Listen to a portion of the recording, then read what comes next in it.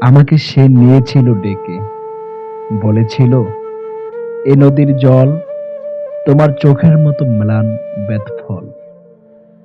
সব ক্লান্তি রক্তের থেকে স্নিগ্ধ রাখছে পটভূমি। এই নদী তুমি। এর নাম ধানসিঁড়ি বুঝি? মাছরাঙাদের বললাম, গভীর মেয়েটি এসে দিয়েছিল না। আজও আমি মেয়েটিকে খুঁজি। জলের অপার সিঁড়ি বেয়ে কোথায় যে চলে গেছে মেয়ে।